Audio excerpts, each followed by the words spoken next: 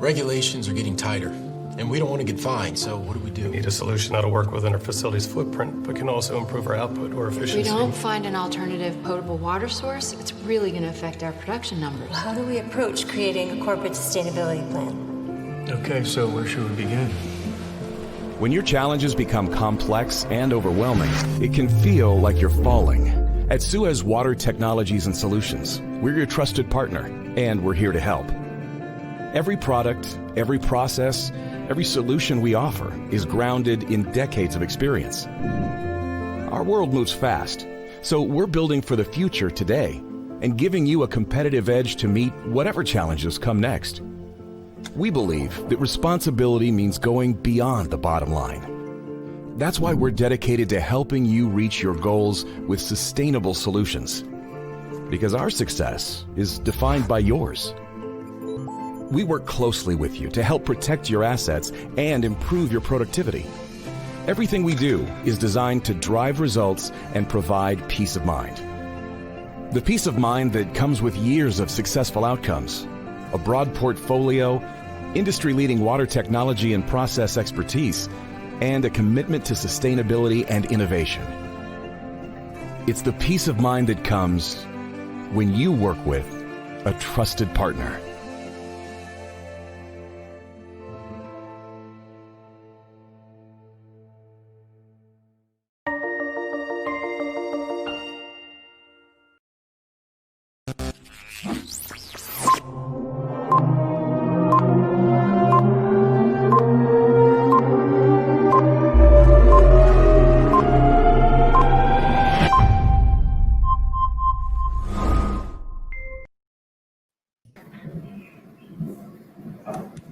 Boa tarde a todos.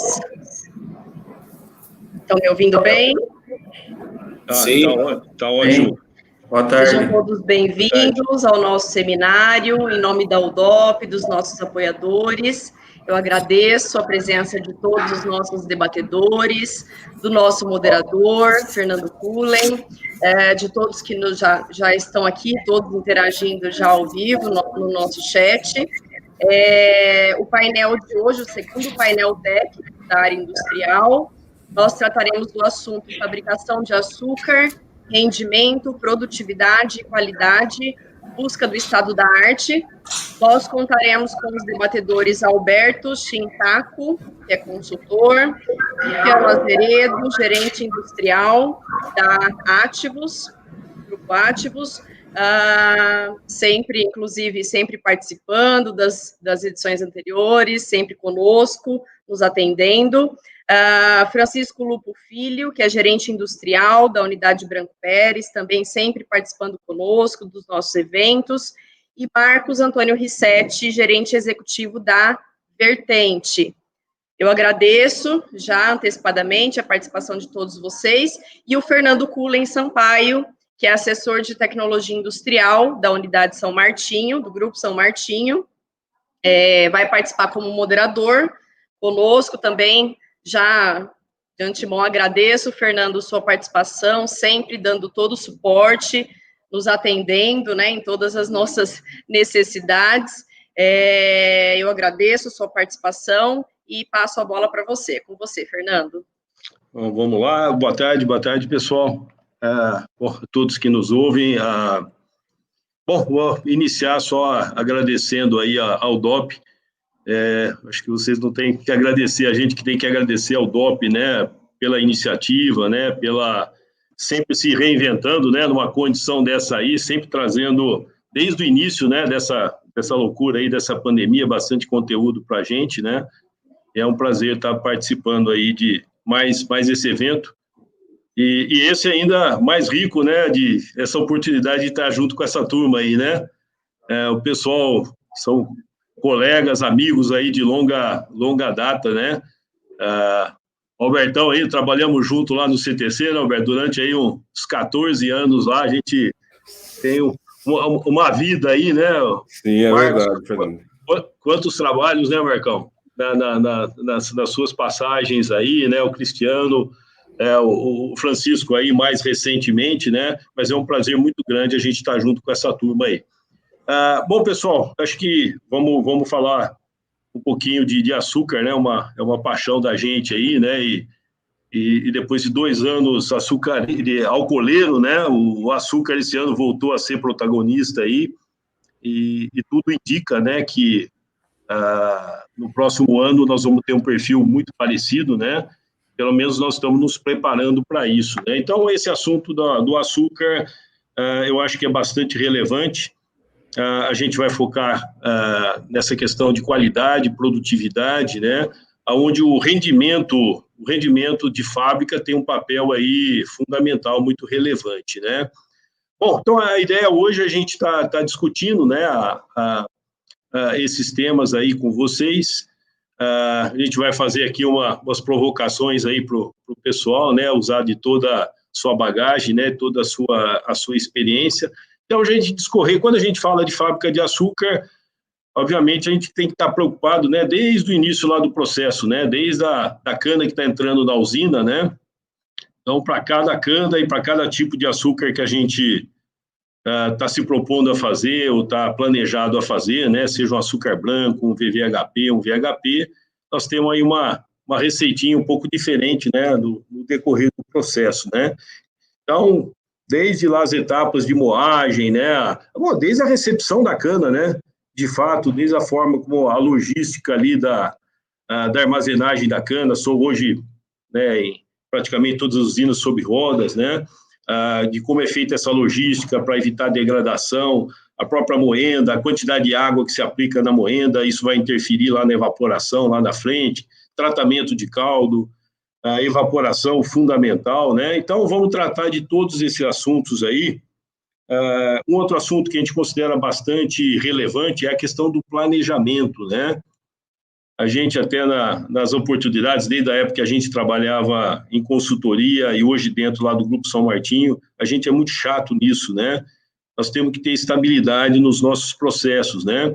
Para ter estabilidade, a gente tem que planejar muito bem, né? E fazer depois com que o que a gente planejou aconteça, né? Então, hoje nós temos o nosso dentro desse nosso tema, falando em inovação, se é uma coisa que a gente evoluiu muito, né? É nessa questão aí dos controles, né? Eu acho que toda usina, ou a grande maioria delas, já tem lá o seu gêmeo digital, né? O seu simulador de processo, né? Que ajuda bastante nessa questão aí de planejamento. Pois nós temos já vários sistemas aí que nos ajudam a monitorar, né? Todo o processo, né? Para que aquilo que a gente planejou, de fato, aconteça, né? Para a gente buscar o melhor em termos de rendimento, de produtividade e de qualidade lá na frente. Bom, pessoal, então, dito isso, né, vamos passar um pouco a palavra aí para os nossos especialistas aí, né, e eu acho que a primeira provocação, né, quando a gente fala de tratamento de fábrica de açúcar, né, de um açúcar de qualidade, a questão da matéria-prima é fundamental, né. Então, a gente sabe que ao longo da safra, né, em função até de uma curva de maturação de cana, de questões climáticas, né? A questão a forma como nós estamos colhendo essa cana, da onde ela está vindo, do tipo de solo, essa cana ela acaba sofrendo uma alteração na sua qualidade no decorrer da safra, né? Então, estamos falando de aspectos de pureza, aspectos de pH, acidez, compostos fenólicos, ácidos, né? O acolítico, né? Amido, destrana e assim por diante, né? Bom, e a gente tem alguns métodos aí, né, no tratamento de caldo, principalmente, né, para tratar dessas questões aí. Parâmetros para controlar isso, né? Vamos começar lá com o Marcão. Marcão, dentro dessa linha, como é que vocês têm tratado essa questão aí essa variação da matéria-prima e os efeitos disso no tratamento de caldo e, posteriormente, lá na fábrica, lá na ponta, né? Muito bom. É isso aí, Fernando. Bom, primeiramente, agradecer também a participação nesse evento, juntamente revendo aí alguns amigos, né? E isso um negócio bastante adequado ao momento, né? Com essa volta aí do açúcar em expansão, esse ano, no próximo ano. Isso é muito importante para a gente poder trabalhar bem toda essa questão de produção durante a nossa gestão aí, tá bom? Eu vou citar alguns pontos que eu acredito muito importantes, já que você puxou a matéria-prima. Acho que o ponto fundamental quando a gente fala de produção de açúcar é realmente ter uma boa relação com a gestão agrícola. Então, ponto importante é a gente criar um grupo de trabalho envolvendo especialistas das duas áreas e ter na rotina, agenda diária, né, não mais que meia hora, mas para tratar o tema da qualidade da matéria-prima. É muito importante isso, a gente pratica isso disciplinadamente todos os dias, para evitar ou pelo menos minimizar efeitos durante o processo de produção. Um outro ponto que eu também cito como bastante importante, que tem a ver com isso também, é a gestão do processo, a liderança do processo de produção de açúcar. Ela está em constante contato com o laboratório de Paga Americana para se antecipar a algumas análises que vão ter impacto no decorrer do processo. E, acima de tudo, também, independente do processo, se é açúcar ou qualquer outro, a definição de KPIs, considerando aí bons trabalhos de PDCAs, SDCAs, e uma gestão dos indicadores e um plano de tratamento de desvios estruturados serão fundamentais aí para o resultado esperado. Então, um trabalho que são 3 pontos relevantes que vão nos ajudar a conduzir o processo de uma forma mais regular.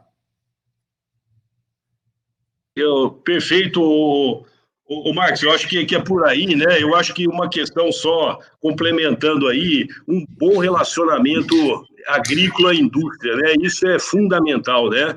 Eu acho que essa etapa aí, a maioria dos grupos já superaram, né? E isso é tratado sempre como um processo só, né? Que começa desde o preparo do solo lá até o açúcar, o álcool saindo lá no final, né?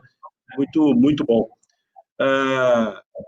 Roberto, alguma coisa a acrescentar aí? Eu acho que o tratamento de caldo, bom, você, até no aspecto conceitual, né? Alguma coisa que você possa acrescentar aí, que seja fundamental, né?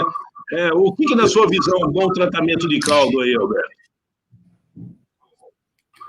Bom, Fernando, um tratamento do caldo, na verdade, ele tem algumas etapas que tem que ser seguidas, tá? Principalmente no que tange ao tratamento em si, né? Então, por exemplo, nós temos dentro do nosso tratamento o tratamento físico, onde nós fazemos a remoção das partículas mais grosseiras, ou seja, aquilo que vem com a matéria-prima, que passa pela moenda e que, na verdade, se torna nocivo ao nosso processo, porque, na verdade, ele é um constituinte que vai contaminar o nosso processo, então a gente tem que removê-lo. E a gente faz isso de forma física, né? Através de filtração, através de peneiramento. Então, lá na moenda, nós usamos a peneira rotativa. Lá no caldo clarificado, nós usamos uma tela adequada para remover as partículas insolúveis.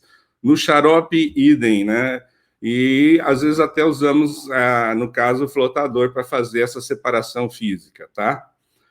Um outro fator que compõe o tratamento do caldo, um bom tratamento do caldo, é justamente a parte química, né? As reações químicas. Então, nós temos um tratamento químico onde nós alteramos o pH, e essa função de alterar o pH não é simplesmente por alterar, não é uma coisa. Na verdade, o que nós fazemos quando a gente altera o pH é que a gente traz o ponto, né, das cargas para perto do ponto iselétrico, de tal forma que no ponto iselétrico as cargas das partículas que elas se repulsam, elas conseguem se aproximar, e aí a gente consegue aglutinar, né? Então, a finalidade de fazer o tratamento químico tem essa função de ajustar, né, as cargas das partículas, e elas, então, serem anuladas, né? Então, a gente atinge um ponto isoelétrico. Se a gente usar se a gente avaliar o zeta potencial no início, antes de fazer essa alteração de pH, as cargas são negativas. Então, se você medir lá com o pessoal médio com potenciômetro, vai dar uma carga negativa, em milivolts, tá? E que, posteriormente, quando você consegue alterar esse pH, ele vai tender a aproximar de zero. E aí as partículas se aproximam, tá? Essa é uma outra finalidade. Nós também usamos recurso de usar o polímero, que tem justamente a característica de mudar a densidade das partículas, né? Então, essa é uma finalidade fundamental para nós, né? E também lançamos mão de quê? Do tratamento térmico. Que finalidade tem o tratamento térmico? Na verdade, toda vez que a gente falava, né, para fazer tanto a sulfitação quanto a calagem a quente, tinha essa finalidade. Por quê? No primeiro momento, quando você aquece o teu caldo a 65, 70 graus, você, na verdade, acaba desnaturando a proteína, tá? Então, ela vai sofrer uma pré-floculação. Ela vai ter uma aglutinação inicial que você, depois, na sua sinergia, faz com que ela precipite usando polímero, tá? Mas isso já numa etapa posterior, quando você aquece mais o caldo, né? Aí, com o intuito também de remover o ar, uma série de coisas que a gente faz no tratamento do caldo. Mas o tratamento do caldo em si só, ele não só baseia-se nisso. Na verdade, nós estamos preocupados em efetuar todas essas etapas, mas, ao mesmo tempo, nós temos a nossa preocupação de preservar nossa matéria-prima, que, no caso nosso, é o açúcar, né? Então, a nossa finalidade de fazer um tratamento do caldo é dentro dos parâmetros, dos KPIs que a gente pré-definiu, para que não tenhamos nenhuma surpresa desagradável lá, por exemplo, com uma queda que a gente tem observado em algumas unidades, né? Como consultor, eu tenho observado muito isso, é que o pessoal acaba perdendo açúcares por degradação, né? Isso é uma coisa que, na verdade, você está fazendo o tratamento do caldo com o intuito de poder recuperar o máximo e, na verdade, acaba conduzindo para um caminho que não é o melhor, tá? Beleza, Alberto. Olha, deu uma aula, hein? Fazia recordar e viver, né? Pois é, Fernando. Você lembra? É isso aí. Muito, muito bom. Bom, eu acho que nessa linha, né, que você até finalizou a questão da preservação do açúcar, a gente sempre costuma falar, né, que é a oportunidade, a última oportunidade que a gente tem de neutralizar, né, o nosso caldo, né, regularizar o pH próximo da neutralidade. Daí para frente, nós só vamos, quer dizer, só aqueles fatores, né, que é pH, temperatura, né, concentração e tempo de residência, né. E se a gente não controlar o pH aí, daí para frente nós só vamos ter, né, tempos de residências elevados, temperaturas elevadas, né, e concentrações cada vez mais altas, né, então mais degradação lá para frente, né. Sim, com então certeza. foi boa, foi legal essa sua observação mesmo, e neutralizar o caldo aí é fundamental, né.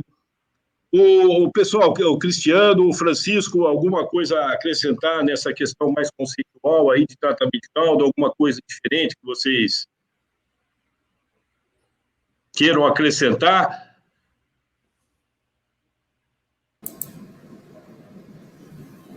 Ô, Fernando, primeiramente, boa tarde a todos, né? É sempre muita honra aí a gente poder estar junto ao DOP aí participando, né? E sempre aprendendo nos debates e sempre nos ajudando a cada vez mais aqui no dia a dia a conduzir melhor o processo.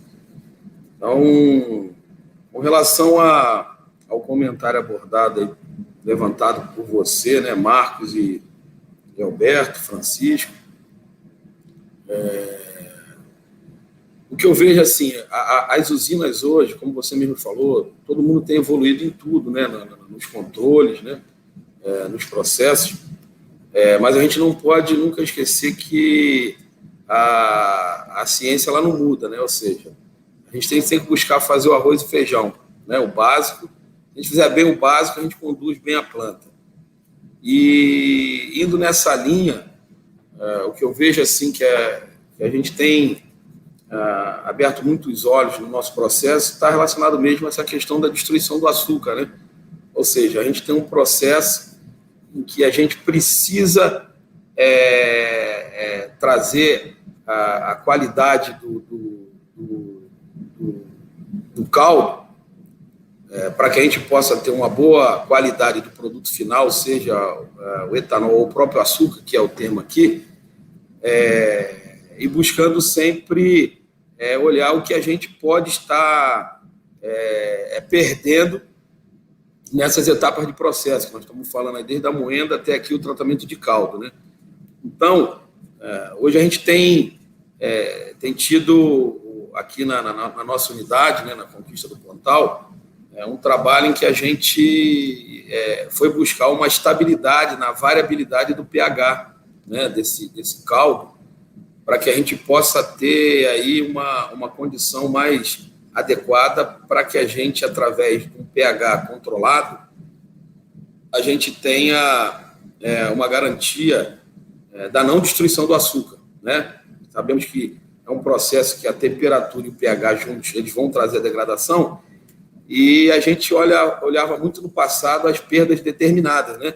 As usinas sempre ali na extração, na lavagem, a própria perda na torta, multijatos, arraste, e no final de tudo a gente tinha às vezes uma indeterminada alta. E onde é que está esse problema, né? Então a gente procurou aqui na nossa unidade ir para uma linha de colocar ali uma inteligência artificial, um algoritmo para estabilizar com todo o avanço dos PLCs ali no controle do pH, já que a temperatura está muito mais relacionada a uma condição mesmo de projeto da planta, todo o balanço energético dela, né? Para que a gente possa ter ali uma boa a temperatura adequada para que a gente possa ter aí a velocidade de decantação correta, né? E, ao mesmo tempo,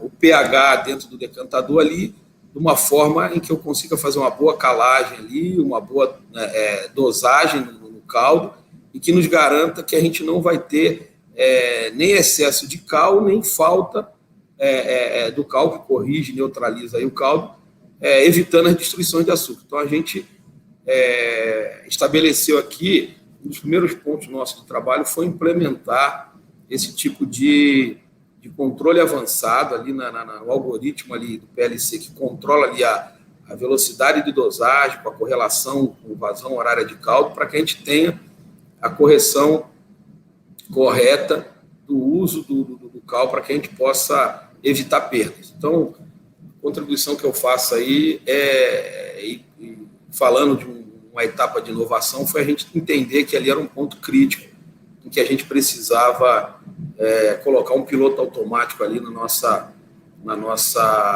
dosagem de pH no caldo. Não, beleza.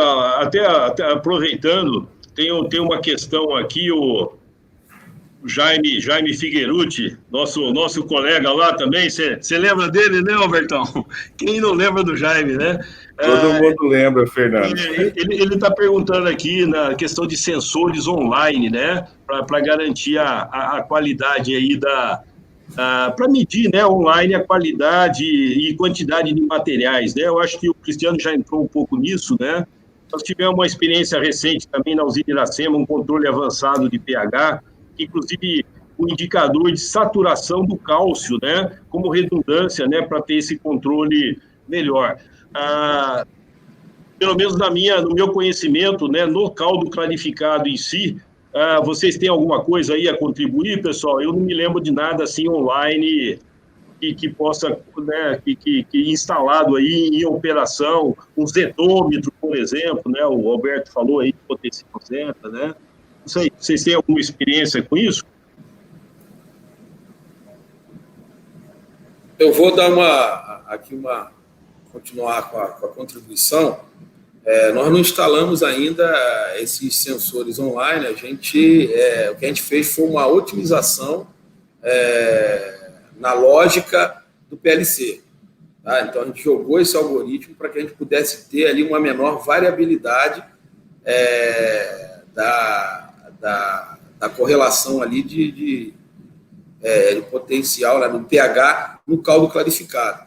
No caldo dosado, olhando ali a resposta do caldo clarificado. O que a gente tem aqui, talvez aí para complementar essa informação, a gente implementou aqui, o Fernando e os colegas aí presentes, a gente tem um planejamento avançado, onde o que a gente estabeleceu? A gente implementou, que a gente chama de um planejamento online, na unidade, onde a gente pegou todos os datasheets dos equipamentos, eles estão num gêmeo digital, e a gente faz essa rotina de gestão diária. Então, de manhã, a gente já sabe, depois de uma reunião, conforme o Marcos falou aí, de alinhamento área agrícola, né?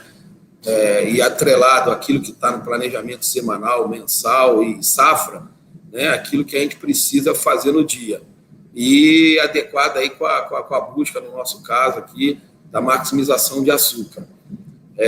Então, a gente roda esse planejamento e ele consegue pegar as análises que são feitas no laboratório online e trazer para essa plataforma, onde ele fala conosco instantaneamente o que está acontecendo. E aí a gente tem um painel que ele indica, onde a gente tem um controle mínimo e máximo ali, né? Você tem lá o limite máximo do indicador, o limite mínimo para aquele setor, e a hora que o laboratório joga essa informação, a cada 5 minutos ele roda esse planejamento, e ele diz o que está fora, o que está dentro, para a gente tomar as devidas correções.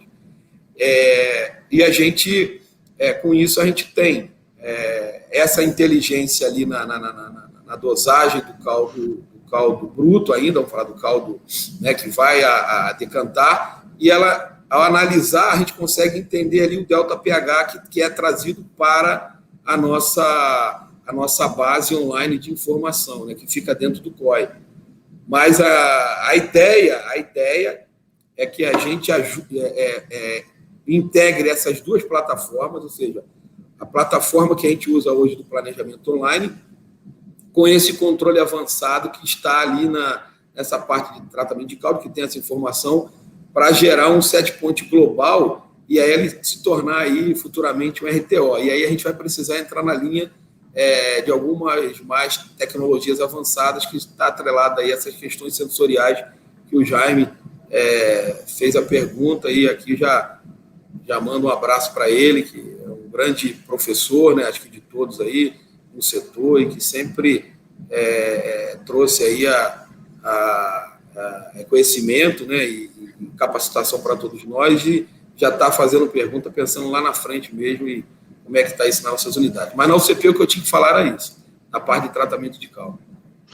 Não, tá ótimo. O pessoal, seguindo um pouquinho à frente, né, explorar um pouquinho a questão aí da sulfitação, né, é sempre uma polêmica, né. Eu pessoalmente, eu sempre fui muito fã do sulfito, né, tirando o cheiro dele, que é muito ruim, né, mas do resto eu acho que é um insumo relativamente barato e que tem, assim, um efeito muito positivo no nosso processo, né. O impacto, né, da sulfitação do processo. Marcão, você poderia falar alguma coisa para a gente aí em relação à qualidade do produto final com a sulfitação, fazendo essa associação? E eu só, Marcos, até antes de você entrar, só aproveitando, tem uma pergunta do Kleber aqui, Kleber Aguiar. Ele está perguntando aqui que o pessoal do açúcar branco, né, os clientes aí estão cada vez apertando mais a questão de turbidez e filtrabilidade, né? E alguma associação com o tratamento do caldo aí. Ele até pergunta se precisa só de flocador para resolver isso, né? Eu acho que a sulfitação é um ponto-chave aí também, só emendando aí essa pergunta. E aí, bom ouvir uma pergunta do Kleber, né? Também um grande amigo nosso aí de muito tempo, né, Fernando? Lá da São Manuel, né? O Roberto também. Eu não associei, é o Kleber de lá? Puxa vida. É o Kleber. É o Kleber, sim. Grande amigo aí. Grande abraço. Grande professor também, né? Criador de Curió, né? Além de tudo, palmeirense do bom.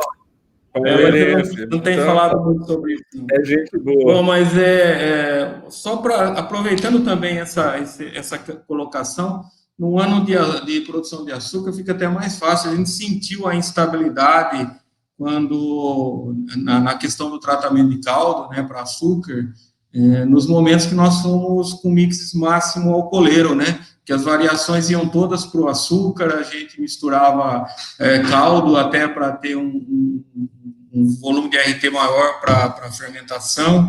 Então, quando isso acontece, quando o mix é alcooleiro, essa questão do tratamento de caldo, ela sofre mais, né? Esse ano, com a produção máxima para açúcar, o tratamento de caldo também,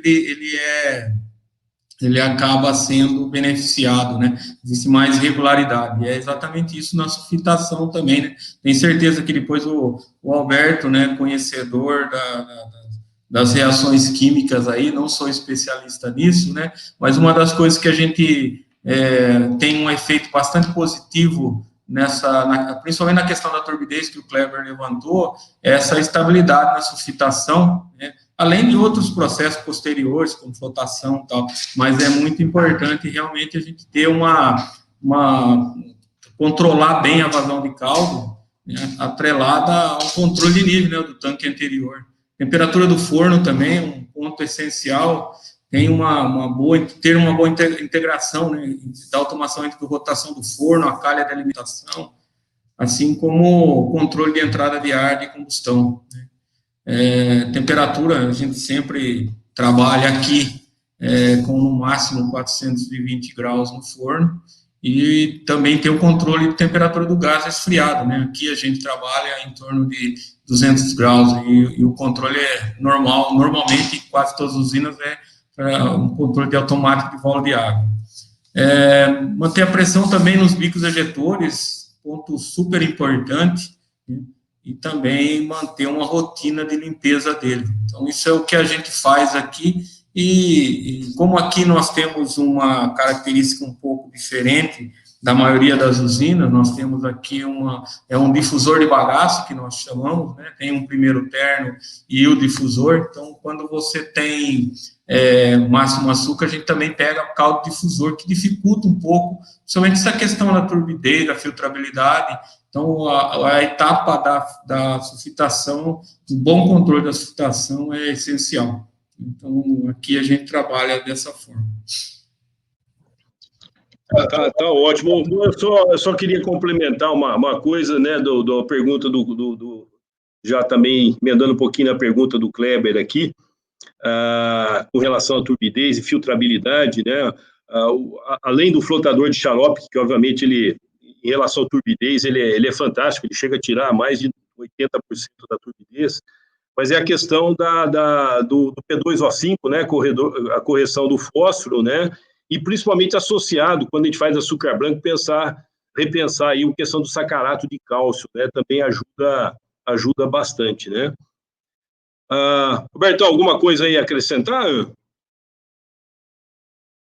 Fernando, quando a gente fala em dosagem, tratamento do caldo, sem dúvida nenhuma, a reação com sacarato de cálcio é muito melhor em termos de rapidez, de resposta para o seu sistema, ou seja, você não tem um tempo tão delongado para você ajustar o teu pH, então a resposta do seu sistema é muito mais fácil, e isso faz com que você não perca tanto em termos de ter uma resposta, porque, na verdade, todo esse impacto que a gente tem de dosar o leite de cal para depois ter um tempo prolongado, para ter uma homogeneização dessa mistura e acerto do pH, na verdade, acaba contribuindo para dar prejudicar a qualidade do nosso produto final, que no caso seria o açúcar, tá? Isso tanto do ponto de vista para açúcar branco, quanto para açúcar VHP, ou raw sugar, VVHP, qualquer que seja o açúcar, tá? Na verdade, quando a gente faz isso, a gente dá um incremento de cor muito significativo, né? Porque a reação não é rápida. Enquanto que com sacarato, a gente já trabalhou isso diversas vezes, Fernando, e realmente a resposta que a gente tem é imediata, porque tanto o cálcio quanto a hidroxilas, elas se encontram na forma iônica, então ela reage rapidamente, né? Ela reage, inclusive, no rotor da bomba, dependendo do ponto que você escolhe para fazer a dosagem, né? Então, o sistema de controle, ele vai responder muito mais rápido, as informações chegam mais rápidas e as decisões que você toma, independente da malha de controle que você tem, é muito mais rápido do que num leite de cal, né? Não, beleza, eu acho que de acordo aí, eu acho que se pensar no açúcar cor 200, 180, aí eu não, a rigor não precisaria, eu acho que o flotador não é imprescindível, né? Um açúcar abaixo de 150, né, que você precisa fazer ali na faixa de 130, 120, até para ter essa margem aí na estocagem, né, não ter um risco aí de um amadurecimento, né? Aí o flotador é quase que uma peça obrigatória, né? Bom, pessoal, acho que emendando um pouquinho nessa questão, né, falando até lá do produto final, acho que só adiantando um pouquinho, né, não adianta a gente fazer um açúcar bom e depois estragar ele na armazenagem, né.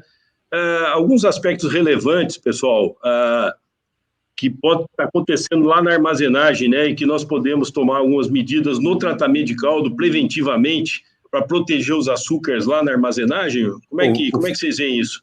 O Fernando, do ponto de vista de tratamento do caldo, eu até pediria para a Vanessa abrir a transparência aí, para a gente mostrar com mais facilidade, não sei se dá para fazer isso. Então, nessa primeira coluna que a gente tem aqui, ó, do lado esquerdo, né, aí você tem, na verdade, a reação em que nós temos, porque quando a cana é esmagada, na verdade, a gente incorpora um monte de corantes, né, de pigmentos vegetais, tá? Dentre desses, alguns, elas não vão se precipitar, né, que são os flavonoides, tá? E aí nós temos a presença de duas enzimas que são fundamentais, né? Uma é a peroxidase, e a outra é a presença da polifenol oxidase, tá? Então, a polifenol oxidase, quando ela reage com o oxigênio, ele vai escurecer o caldo, né? E é justamente aí que atua, na verdade, o nosso sulfito. O sulfito faz essa quebra dessa estrutura, né? Não sei se vocês conseguem enxergar, tem uma reação química que está acontecendo do lado esquerdo, né, na coluna esquerda, onde nós temos a presença, né, na verdade, de um fenol que está presente na cana, ele oxida a difenol, depois ele se torna uma outra substância chamada ortoquinona, tá? E aí ela vai acontecer o que a gente não gostaria, né? Ela vai começar a dar cor, né? E essa coloração é uma coloração escura, né? Nesse momento é que atua o nosso sulfito. O sulfito tem a finalidade de bloquear isso, entende? Vanessa, poderia passar para uma segunda transparência? Então, é justamente isso que acontece. Olha, se vocês observarem, nós temos a polifenol oxidase reagindo com oxigênio na presença desses fenóis que estão presentes no caldo, e depois ele vai se converter em difenol, e depois ele se transforma em quinonas, né, ortoquinonas. E aí, na verdade, se a gente não entrar com sulfito, a gente não consegue reverter essa reação, tá? Então, na verdade, a finalidade do sulfito é bloquear essa relação e também inativar essas enzimas que dão cor, tá? Então, nós temos, além disso, nós temos também a reação que ocorre pela presença de ferro, né? Não só de cobre, mas de ferro, que estão acontecendo. E, no caso, a nossa ação com o sulfito justamente inibe essas reações com polifenol oxidase, que, na verdade, acaba prejudicando o nosso produto, tá? A gente pode voltar na anterior, Vanessa? Na anterior, por favor. Isso. Tá? Por outro lado, Fernando e presentes, vocês que estão aí assistindo, tá? Nós também temos a presença, né, no lado direito, tá? A reação que acontece quando a gente perde o controle da reação de dosagem, ou seja, nós colocamos em excesso leite de cal e aí permite que haja uma degradação das hexoses, que no caso seria frutose, preferencialmente, e de glicose também, entende? Então, ele vai formar um produto de degradação, né, alcalina de hexoses, tá? E aí essa coisa nos traz um problema sério que a gente não consegue reverter aqui mais. A gente só vai reverter, né, lá na frente, lá na refinaria, tá? Uma outra coisa que acontece também é quando a gente tem a formação, né, de caramelos, entendeu? E aí acontece, e tudo isso, na verdade, está acontecendo durante nossas etapas de tratamento do caldo, né? Primeiro, a primeira etapa acontece preferencialmente onde a gente faz a extração. Então, por exemplo, no caso do Marcos, em que ele trabalha com um terno para fazer a extração do caldo primário, para depois mandar isso para o difusor e obter o caldo do difusor ele vai ter muito mais colóide, vai ter muito mais cor, né? E, consequentemente, vai trazer muito mais fenóis, muito mais flavonoides, que, na verdade, vai contribuir para aumentar a cor, se a gente não conseguir fazer a sulfitação. Então, o ideal é que a gente faça a sulfitação a quente muito mais próximo, né, de onde é feita a extração, tá? E isso, com certeza, vai melhorar a qualidade do produto. Agora, independente disso, essa somatória de coisas vai chegar até a evaporação, onde acontece a caramelização, por assim dizer, né? Onde nós temos um aumento de temperatura. Algumas usinas, elas não têm um controle tão bom assim da temperatura do vapor de escape, nem consegue reter isso. Então, há um incremento de temperatura que, na verdade, se favorece a formação de caramelos, né? Então, essa combinação, essa junção de coisa que acontece no tratamento do caldo, ela vai redundar em perda de qualidade do nosso produto, tá? E isso, com certeza, depois vai acarretar problema lá no nosso armazenamento. Com certeza isso, tá? Vanessa, acho que é só isso que eu queria falar. Pode fechar a transparência, por favor. Bom, beleza, Beto. Acho que mais uma aula aí, né? Tem mais uma pergunta, eu acho que até para a gente finalizar essa questão do tratamento de caldo, né? Se deixar aí, nós vamos longe no tratamento de caldo, né? É um assunto vastíssimo, né? Mas aqui o Cícero Inácio faz uma pergunta aqui, essa é a pergunta de $1 milhão aqui, né? A questão das cinzas da qualidade do açúcar, né? Esse eu me lembro na época de consultoria, toda vez que a usina chamava e tinha problema de cinza no açúcar, eu já ia meio preocupado, que não é um assunto fácil de resolver, né? Ele pergunta aqui se isso está relacionado com a matéria-prima, certamente, né? O Alberto falou, hoje com a mecanização, né, as impurezas vegetais aumentaram bastante, o ácido aconítico que entra, ele vai reagir formando sais, né, isso aumenta bastante, né? E a gente costuma tratar as cinzas lá na fábrica, né? Assim, mais rapidamente, né? Lavando um pouco mais de açúcar, evitando recircular améis, né? Mas ele está perguntando aqui, com relação ao tratamento do caldo, nós podemos fazer alguma coisa para reduzir essa questão de cinzas? Na verdade, Fernando, normalmente a cana que vem é uma cana que vem da região onde você tem a fertilização com vinhaça, tá? Essa é mais crítica, né? Quando você tem uma concentração muito grande de frentes de cana que estão sendo colhidas daquela região, muito possivelmente você vai ter esse tipo de problema, tá? O ideal, no caso, seria tentar compatibilizar isso com outras frentes onde não acontece isso. E aí você faz um blend de tal forma que isso não impacte, não seja penoso para o seu produto final. Perfeito. Eu acho que envolve até essa integração com a agrícola realmente, né, que a gente, infelizmente, né, no processo, bastante limitado, né. Ô Francisco, lá com vocês, cinza costuma ser um problema lá? Alguma coisa aí que você tira da cartola aí para minimizar? Boa tarde a todos. É um prazer imenso estar aqui junto dos grandes companheiros e amigos aí de longa data. Agradeço aí pelo convite, Fernando, agradeço pelo convite da UDOP.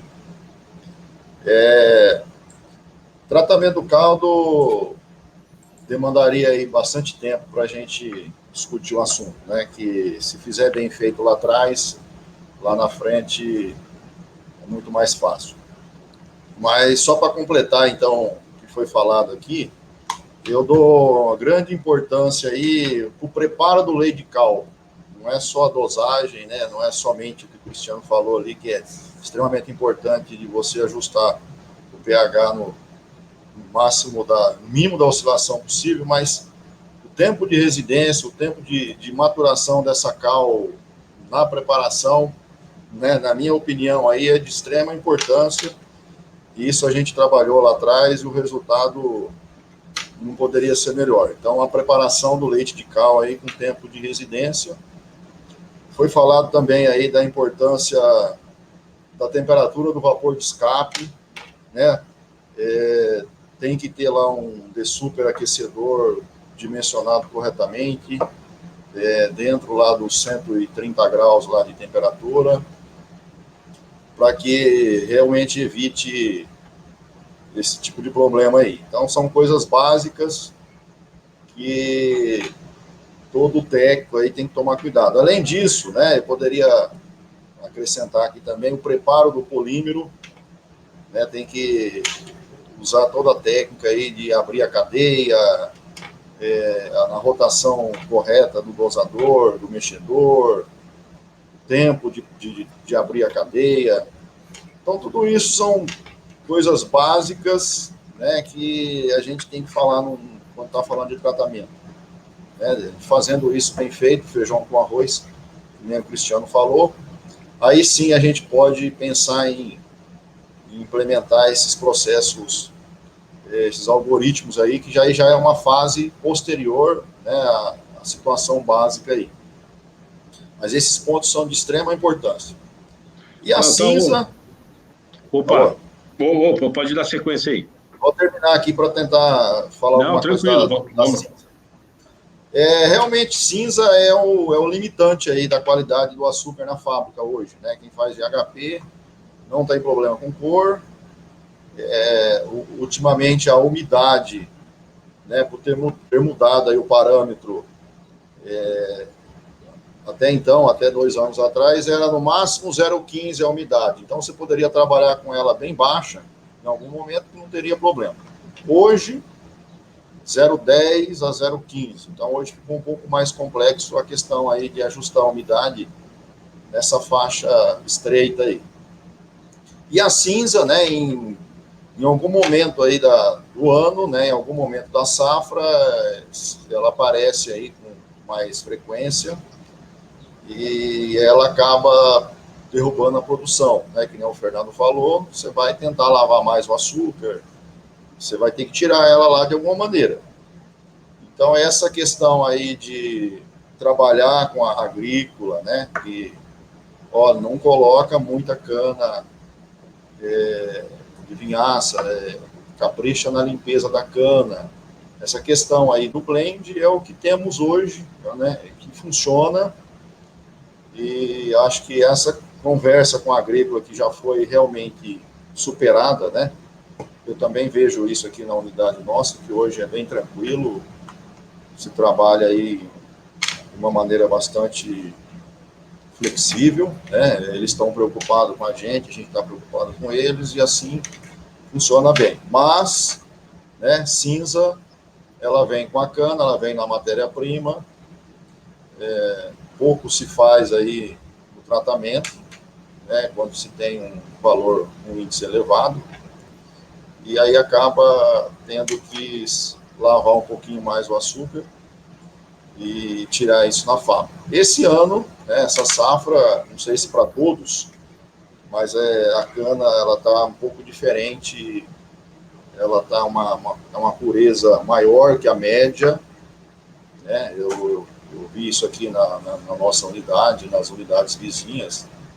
Você pode colocar aí 2 pontos percentuais acima da média de pureza. E isso tem facilitado muito a produção de açúcar, ainda mais nesse ano que busca aí produzir açúcar. Mas a cinza é sempre uma preocupação, né? Isso, de fato, é o que limita hoje você tirar a cor um pouquinho maior, mais próximo de 1.200. Normalmente aí você tira mais próximo de 800, 900, 700, justamente para adequar aí a cinza que o padrão é 0,15%. Era isso. Bom, pessoal, acho que só para a gente finalizar um pouco essa questão do tratamento de caldo e seguir em frente, eu acho que o Francisco lembrou um aspecto importante, né? Esses insumos que nós estamos usando, né? Então, a qualidade da cal, como a gente prepara essa cal, o polímero que nós estamos trabalhando, se ele tem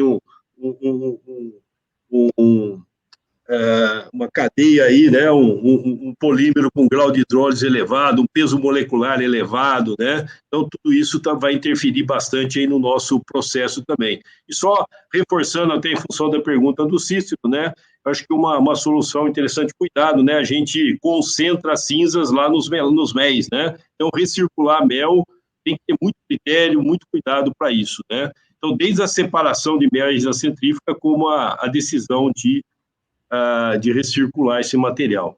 Bom, pessoal, seguindo o nosso processo, né, a evaporação é um ponto chave, né? Eu lembro, desde que a gente começou a trabalhar em usina, a gente sempre ouviu, né, que o coração, né, da planta aí está na evaporação. De fato, principalmente no aspecto energético, né, que é ali que tira 90% aproximadamente da água presente no caldo, a gente tira na evaporação. E ela tem um papel fundamental também, né, que é garantir as pressões dos vapores de processo, né, V1, V2, que vai tocar a destilaria, que vai tocar a fábrica de açúcar, que vai fazer os aquecimentos, né. Então, quando a gente olha a evaporação, nós temos que olhar também essa função, né, de gerar um vapor de qualidade com estabilidade para o processo, né. É aí que nós expomos aí os nossos açúcares às maiores temperaturas, né, no decorrer do processo. Então, se a gente não tomar alguns cuidados, né, questão de degradação de açúcar, inversão, formação de cor, né, então é um ponto de perdas indeterminadas bastante sério aí, né, então a gente tem que ter cuidado, né. Então, para a gente ter um xarope de qualidade lá no final, né, para poder tocar o nosso cozimento, a gente tem que ter muito cuidado na evaporação. Então, é um ponto fundamental do processo, onde tem que ter bastante controle, né, os controles bem desenvolvidos, né. Cristiano, eu me lembro lá na UCP, né, eu acho que vocês têm um dificultador maior, acho que o Francisco também, lá na Branco Pérez, que são aqueles evaporadores multi-boilers, né. E lá na UCP, acho que a evaporação todinha multi-boiler, né? Com relação a esses controles aí, questão de preservar a pureza, né, lá no xarope, vocês, quais foram as medidas que vocês adotaram lá? Isso, obviamente, com o evaporador Robert se aplica também, com o Falling Film também se aplica, né? Você poderia, né, comentar um pouquinho a experiência de vocês lá na UCP com relação à evaporação e esses controles? Ô, Fernando, exatamente, a unidade Conquista do Pontal, só para falar aí de produção de açúcar, né, ela tem uma capacidade instalada aqui de processamento de cana no dia aí de 27 mil, né, tonelada de cana dia, e a gente tem uma capacidade instalada de 50 mil sacos de açúcar dia, onde esse açúcar é o VHP, né? Então, a produção nossa de açúcar toda para exportação. A gente tem aí ao fundo, dá para ver aí um armazém nosso aí, que tem capacidade instalada de 75 mil toneladas, né? A produção anual nossa de açúcar VHP, hoje nós vamos fazer uma safra, a gente tem ociosidade na planta devido à ociosidade no nosso canavial, aqui no polo. Então, a gente tem aí uma condição de produção ano safra aí de açúcar, vai ser em torno de 280 mil a 290 mil toneladas de açúcar. Então, a gente tem até uma certa autonomia, mas não dá para ficar armazenando muito tempo. Falando da evaporação, como você mesmo citou, a Atlas, ela tem, das 9 unidades que hoje, 8 estão em processamento, 6 são destilarias autônomas, né, vamos dizer assim. E 2 unidades hoje operando que faz o açúcar no grupo, que é aqui a Conquista do Pontal, e a unidade que fica localizada no Mato Grosso do Sul, a unidade Eldorado. E sendo a UCP a unidade que tem a maior capacidade aí de produção, o nosso mix chega até 80% a 85% do mix cana para açúcar, né? Então, a gente tem uma evaporação que hoje a gente tem, todos são multicalandra, né? Como você mesmo citou, você até esteve aqui conosco, onde a gente tem aí 22.500 metros quadrados de área para pré-evaporação e total de 38 mil metros quadrados aí numa evaporação de 5 efeitos, tá? Então, você imagina, a gente tem uma planta grande, né, uma greenfield, e que quanto maior a planta, maior é o problema, né? E a gente já citou aqui vários deles aí no tratamento de calda, e a gente está falando agora da evaporação. Então, aqui a grande dificuldade inicialmente era entender um pouco esse controle operacional na evaporação. Então, a gente chegou aqui a ter queda de pureza na ordem aí de 4 a 5 pontos ao fazer o máximo açúcar, né? E aí começamos a entender que não dava para tentar ir na linha de tentar justificar, né? Ficar justificando, né? Porque tem multicalandra, é diferente do Robert. Então a gente foi para a linha de tentar conhecer um pouco mais a funcionalidade desse equipamento e tentar trazer alguma coisa adicional, onde a gente entrou aí nos últimos, nos últimos 3 anos, com uma implementação de tecnologia embarcada, né, onde a gente utilizou um controle avançado. Aqui na nossa unidade a gente tem, a gente começamos ali na geração de vapor e energia, e foi um caso de sucesso, a gente migrou para a evaporação, entendendo ali que precisávamos reduzir essa queda de pureza na nossa evaporação. E onde a gente partiu para implementar, Fernando e colegas, o sistema de controle avançado para que a gente pudesse ter um melhor controle dos níveis, né? Buscando ali tentar entender um pouco o tempo de residência numa evaporação gigantesca, né? Onde você tinha muita instabilidade na automação. Então, a gente tinha uma variabilidade muito grande, né? Porque a gente sabe que a moagem no dia, você está rodando lá para 1.000 toneladas de cana a hora, daqui a pouco aí tem um problema, cai para 900, daqui a pouco dá uma melhorada para não parar a usina, aí vai para 1.050. Então, assim, você fica oscilando isso e você traz todo esse problema para dentro de um sistema desse que é gigantesco, né? Então, aí, o trabalho foi de buscar estabilizar, já que a gente já tinha o benefício de estarmos ali com controle avançado na geração de energia e vapor, e com isso a gente estabilizou ali a questão de temperatura também, vapor e a pressão do escape, e aí começamos a entender que precisávamos melhorar a lógica de automação para se manter os níveis de transferência de caldo de um estágio para o outro, né, de um efeito para o outro, para que a gente pudesse chegar no tempo de residência menor, entendendo qual que era a nossa diferença de pureza e a própria estabilidade do Brix final. Então, com tudo isso, conceituado, a gente partiu para utilizar essa tecnologia avançada, né, esse piloto automático, onde você consegue fazer uma operação assistida. E essa introdução dessa tecnologia avançada, ela trouxe uma redução na queda de pureza. E isso colocou a gente numa condição normal aí, mesmo tendo toda essa grandiosidade aqui nesse sistema de evaporação, sabendo aí de toda a preocupação que nós temos, né, de não ter o setor onde você tem que tirar, como você falou, 90% da água, mas preservando ali a qualidade da sacarose ali, né, para que você não esteja destruição nesse setor, onde você precisa ter uma qualidade do xarope para fazer o açúcar e implementar a produção tanto desejada. Que ótimo. Eu acho que vai... até aproveitando, tem uma outra questão aqui da Gi Lopes, né? Ela faz uma pergunta, né? Na visão de vocês aí, né? Utilizando tecnologia como forma de melhor rendimento e gestão de produção, né?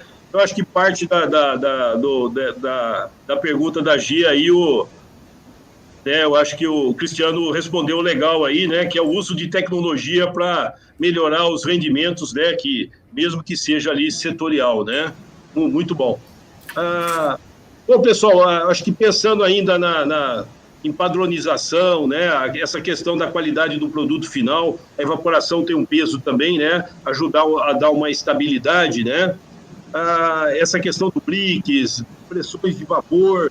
Vocês têm mais alguma tecnologia que vale a pena citar aí, até para ajudar a responder aí, complementar essa questão aí do Cristiano? Ô Marcos, a sua visão lá na vertente, como é que vocês têm trabalhado com isso? No grupo, além de tudo isso que o Cristiano falou, a gente também aproveitar o máximo possível as campanhas, né? E uma boa solução é o controle de níveis por medidor de sonda com tanque de transferência e a medição e controle da taxa de evaporação dos efeitos, né? Elas podem ser realizadas de forma mais econômica, né? Sem deixar de ser eficiente, através da instalação de medidores de vazão do condensado, dos evaporadores. Considerando aí pelo cálculo de diferença de entalpia e vazão, né, conseguimos sim, em tempo real, determinar a taxa de evaporação do equipamento. E isso aliado a um controle automático de vazão de caldo, especialmente quando evaporadores operando em paralelo, né? Isso é principalmente nessa condição. A gente consegue sim direcionar caldo para evaporadores de maior taxa, né? E com BRICS, né, mais regular e dentro do que a gente espera. Além de trabalhar com uma campanha mais aderente. Agora, logicamente, vamos falar do óbvio, né? Não podemos deixar de considerar uma boa campanha de limpeza com eficácia, né? Ô, Fernando. Oi, Francisco, vamos lá.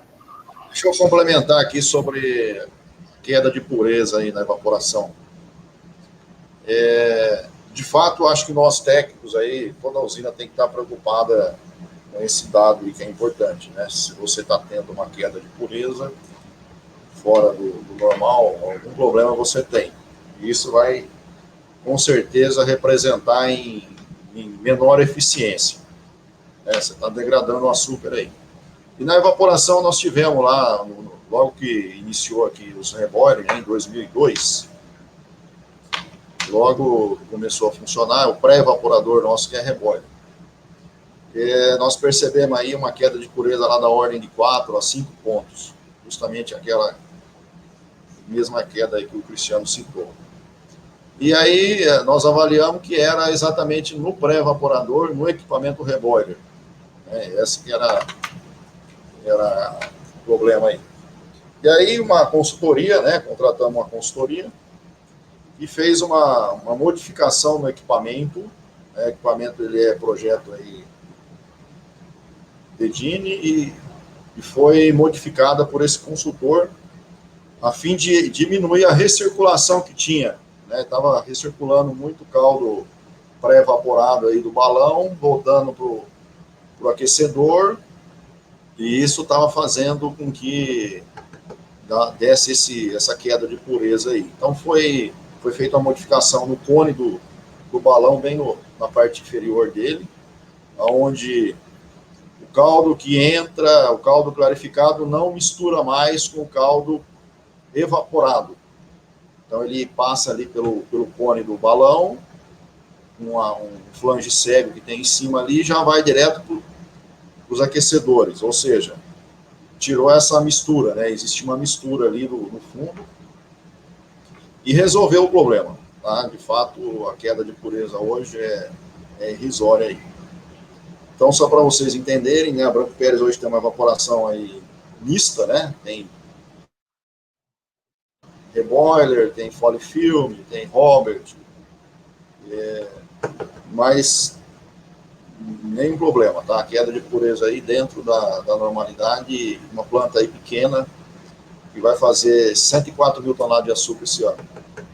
Essa aí é a previsão da Branco Peres hoje. Agradeço. Bom, beleza, eu acho que só reforçando, acho que uma coisa importante, né, o Marcos lembrou bem, eu estava recordando aqui da época de consultoria, né, pepino o Alberto deve passar por isso aí direto agora também, pepino e evaporação, eu já perguntava até no telefone, vocês estão limpando bem a evaporação aí, né, e olha, era impressionante, rapaz, eu diria que mais de 50% dos problemas em evaporação estavam relacionados com limpeza, né? Por incrível que pareça, né? O outro ponto importante, pessoal, que o pessoal às vezes assim não dá devida atenção, é um bom tanque para estocagem de xarope, né? Lembrando que da evaporação para o cozimento, né? Nós estamos vindo do sistema contínuo para um sistema batelada, né? Então, você ter um tanque pulmão de xarope respeitável, né, te ajuda bastante nas estratégias de controle, né? Se você tem um tanque de passagem muito rápido, nós vamos ter dificuldade aí de controlar a evaporação, né? Então, esse é uma coisa básica aí, mas importante, né? Só finalizando, queria que o Alberto aí desse algum parecer aí também, uma somatória, só acrescentando aqui naquela pergunta da Gi, que ela, da Gi Lopes aqui, Roberto, só essa questão de gestão de produção, né?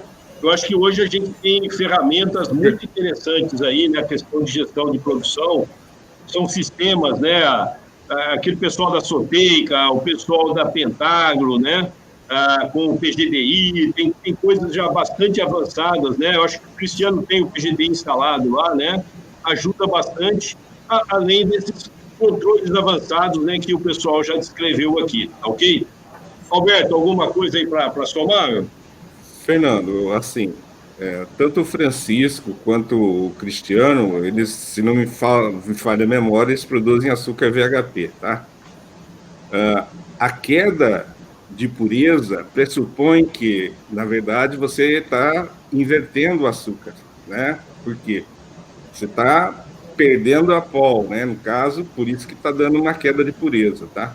Isso significa que você, na verdade, vai ter uma eficiência menor, tá? Então, em detrimento não só da eficiência, da queda de pureza, você vai ter uma perda de eficiência, tá? E acho que é importante e é relevante destacar isso, porque também acontece nesses fenômenos um incremento de cor. Então, quando você está partindo para um açúcar branco, é sensível essa queda de pureza vai te levar a desclassificar teu açúcar, tá? Além da perda de eficiência. Então, na verdade, assim, é óbvio que hoje nós temos, sim, como você disse, tanto o pessoal da Pentagro quanto o pessoal da Soteica, eles têm hoje uma ferramenta de gestão que possibilita você administrar esse tipo de conflito, né? Eu acho que é fundamental, sim. E nessa linha de controle avançado, o Cristiano, de vocês aí, o pessoal da iSystem, né, se não me engano, né, que montou esse sistema avançado, eu acho que tem várias opções no mercado. A iSystem, eu estou citando aqui, né, porque é uma que a gente conhece, né, já tem a oportunidade de trabalhar com eles, mas são ferramentas aí que, quando você fala em melhor rendimento, né, das operações, melhor gestão de produção, isso vai ajudar bastante, né? Exatamente, Fernando. A gente aqui, está trabalhando com, vamos dizer, na estratégia nossa aí de inovação com 3 plataformas, né? A gente tem a plataforma de planejamento avançado, né, que é o Pentrago, onde a gente tem o PGD online, e aí é tudo aquilo que eu estava falando inicialmente, né, que você tenha as informações e os próprios controles de vazões e as limitações do processo sendo monitorado num placar em que existe uma gestão diária de turno a turno, né? A gente tem pessoas que, cada turno, técnicos operacionais que cuidam desses números, né? E a gente faz a gestão semanal disso, justamente para complementar aquilo que o Fernando e o Alberto e Marcos também falaram. Isso aqui, a gente tem sempre uma visão muito macro, determinada, que sempre foi uma preocupação, né? E hoje a gente tem trabalhado muito, né, na visão aí de diminuir onde está essa indeterminada, para que a gente possa ter uma melhor eficiência global da planta. Certamente esse é o intuito. Agora, aqui, como é que está essa segunda plataforma? A gente tem a iSystem com os controles avançados setoriais. A gente tem hoje o controle avançado na geração de energia e vapor, como eu falei, na evaporação, tratamento de caldo, né, tem a oportunidade de melhorar algum desses controles setoriais ainda, de avançar em cada setor. A própria destilaria, a gente também colocou um controle avançado na produção de etanol e na extração, né, onde a gente também tem tido alguns ganhos, principalmente até de economia de água. Tá? Então, esses controles avançados setoriais, que a iSystem, que está conosco aqui há 3 anos, a gente está buscando essa integração com o planejamento online para poder ter aí uma melhor resposta, ou chegar aí, que é o intuito nosso estratégico aqui no RTO, né, que é o utilizador em tempo real. Então, essa é a estratégia. A terceira plataforma, nós estamos indo na linha da manutenção online, né, onde a gente tem usado aí a questão aí de análise de vibração sensorial, onde a gente tem uma plataforma que a gente tem usado aqui até da SKF, que a gente usa uma nuvem, né, que traz a resposta principalmente das ações que a gente tem que tomar aí, de intervenções e equipamentos usando essa informação preditiva. Então, agora voltando para cá, é exatamente isso, é buscar com essas tecnologias o ganho, né? A gente tem tido já experiência de ganhos, principalmente na evaporação com a queda de pureza, chegando aí a 0,20%, aí, a 0,30% na eficiência global. Tá? Então, exatamente essa é a estratégia aqui na unidade. Tá? É bastante significativo, né? Bom, pessoal, eu acho que só para a gente administrar um pouco o nosso tempo aqui, né? A coisa vai longe, né? O tempo passa rápido, né, Vanessa? Mas vamos lá. Bom, pessoal, saindo um pouquinho aí da evaporação, nós podemos voltar em algum questionamento aí, mas a princípio nós vamos ter lá um xarope de qualidade, né? Que é a base, né? Para você ter um bom cozimento, né? Então, quando a gente fala do xarope de qualidade, um xarope com um prix adequado, né, com uma cor adequada, né, com uma turbidez adequada, com uma pureza preservada, né, como foi bastante citado, isento de material em suspensão, baixo teor de sais, né? Então, tudo isso a gente constrói desde do monitoramento da matéria-prima lá, traçando uma boa estratégia de tratamento de caldo, uma boa estratégia de evaporação, e tendo esse xarope de qualidade, nós vamos adentrar aí no cozimento, né, que é o principal item aí da fábrica de açúcar, né? É lá que o açúcar de fato é cristalizado e construído, né? Então, pessoal, eu acho que é importante aí essa questão do planejamento aí também, a gente planejar muito bem, conhecendo os equipamentos que a gente tem, a qualidade do açúcar que a gente exige lá no final, que a gente quer fazer, né?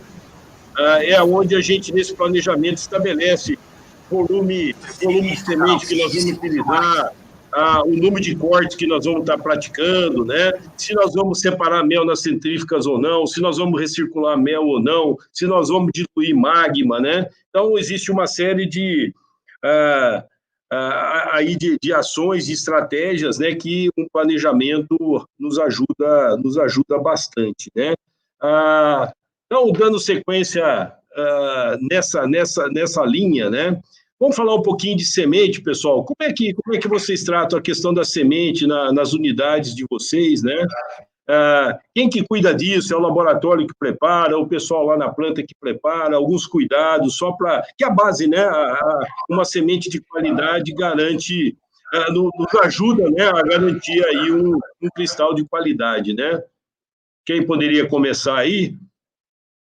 Marcão? Bom, no nosso caso aqui na unidade, a gente prepara a semente, a responsabilidade disso é da operação, né?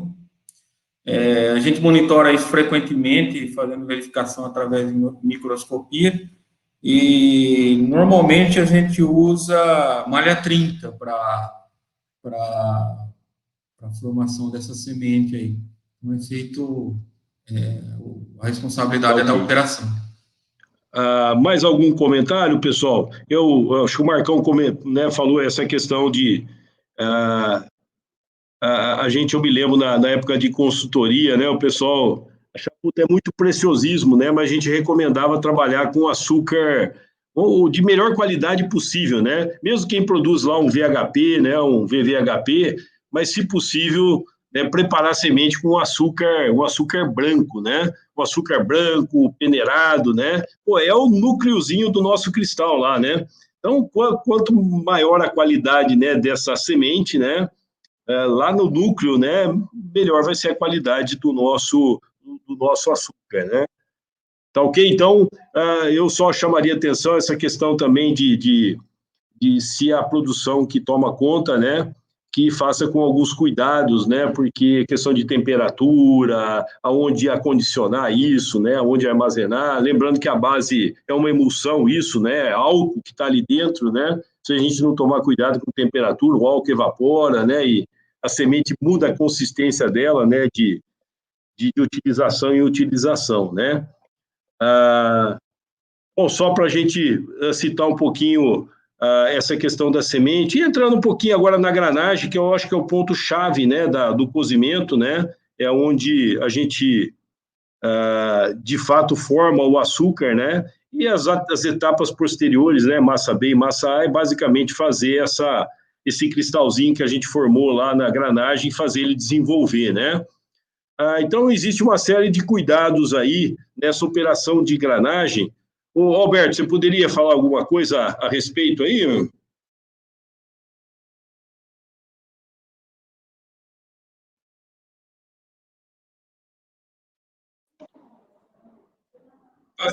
acho que o microfone está fechado aí, Alberto.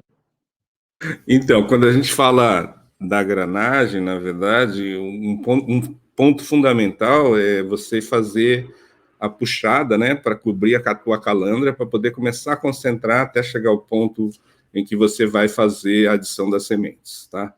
Esse é um ponto-chave. Então, na verdade, você não abriu o vapor antes, porque se você abrir o vapor antes, muito possivelmente você vai queimar a matéria que está entrando, e aí vai dar a cor, né?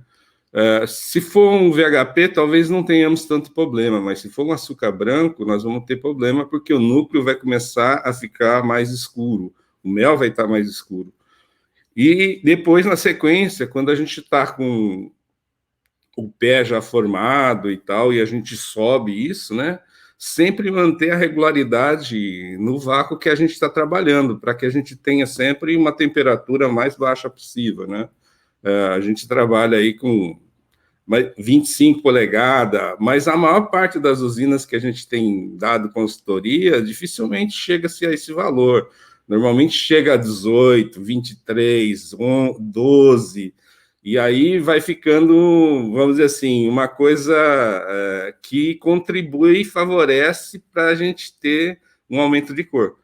Não quer dizer que isso seja um impeditivo para quem faz o açúcar bruto, né, o raw sugar, no caso VHP, mas para quem faz açúcar branco, isso é primordial, tá? Então, esses cuidados quanto ao manuseio, quanto ao enchimento, quanto ao tempo de preenchimento disso, é óbvio que a gente vai sair com uma semente crescida maior, que depois a gente vai alimentar o vácuo de massa B, né? Então, precisa se tomar cuidado com isso, assim. Significativamente, com respeito aí ao preparo, Marcos, lá na usina pelos operadores, tudo bem, ok. A única coisa é que os cuidados, como o Fernando falou, de onde você armazena essa semente, porque de tempo em tempo, quando há alteração de temperatura, e normalmente a adição é feita volumetricamente, você adiciona mais etanol ou menos etanol, ou seja, mais semente ou menos semente, entendeu? E aí a quantidade de cristais vai ser diferente de uma batelada para outra. Não sei se o seu é contínuo lá, mas eu acredito que na granagem deve ser um vácuo de batelada, então você vai ter um CV maior em função disso, né? Então a variabilidade vai aumentar, que é o que nós não queremos que aconteça.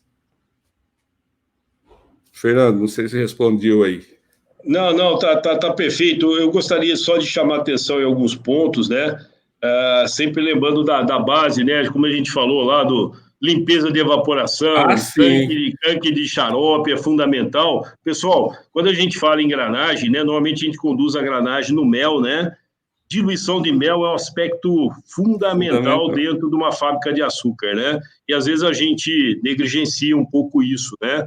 Então, a função, né, da diluição de mel não é só para eliminar aquelas pequenas partículas de açúcar que, por acaso, passaram ali pela centrífuga, né?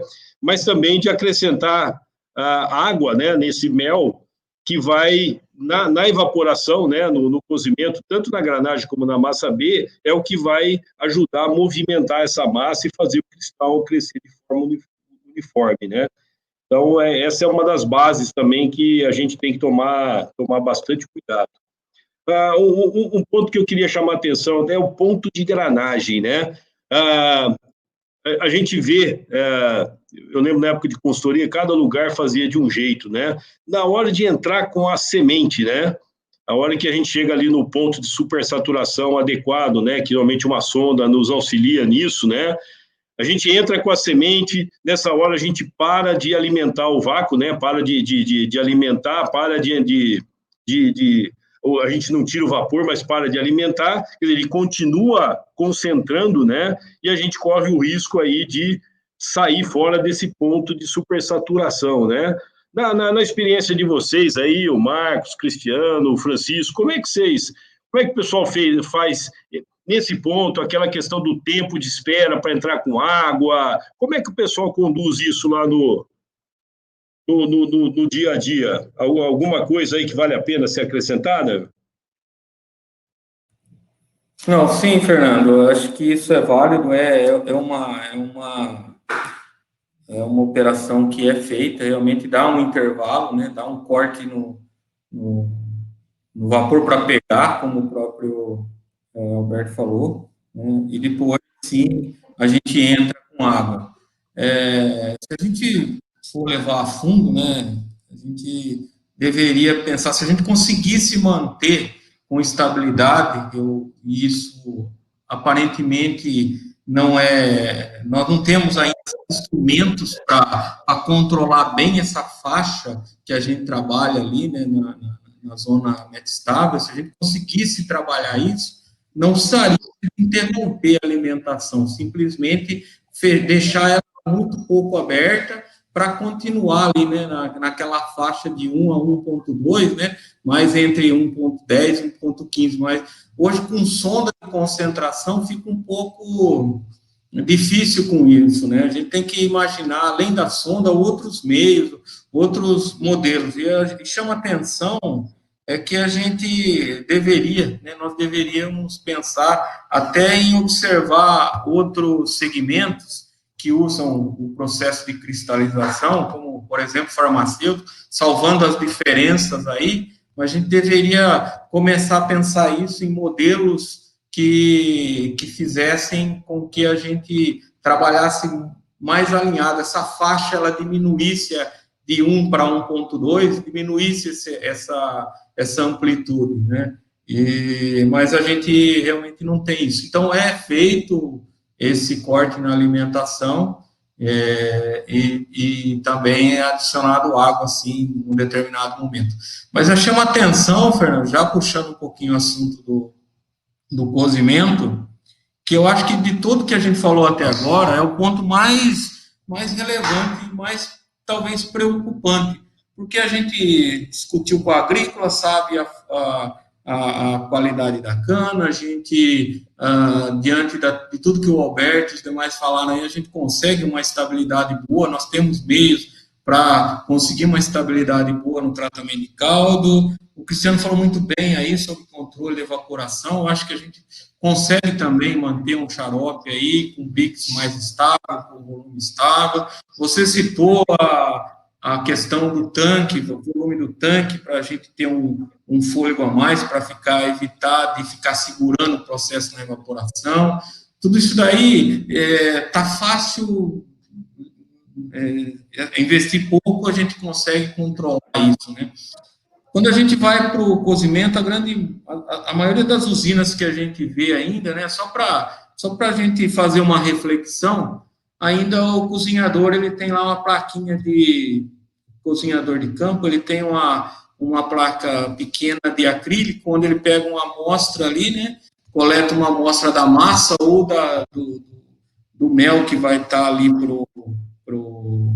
para fazer a cristalização, e ali, através de tato ou visual, ele define. Então, tudo aquilo que a gente definiu de padrão, e isso é com operadores com mais, com menos experiência, se estão cansados, não estão cansados, se estão com algum problema, qualquer outro problema, não está concentrado na atividade, a gente está muito à mercê disso daí. Ainda tem muito disso nas usinas, e aqui não é diferente, né? Apesar de a gente ter sonda de concentração, mas ainda usa muito essa questão da sensibilidade do operador, e eu não quero desconsiderar, pelo contrário, a gente tem que valorizar, valorizar essas pessoas, até porque, historicamente, eu tenho que valorizar muito, porque meu pai, a vida inteira, 38 anos que ele teve na carreira dele, ele trabalhou na fábrica de açúcar, então não posso desconsiderar. Mas a gente precisa pular para métodos mais eficientes, mais precisos,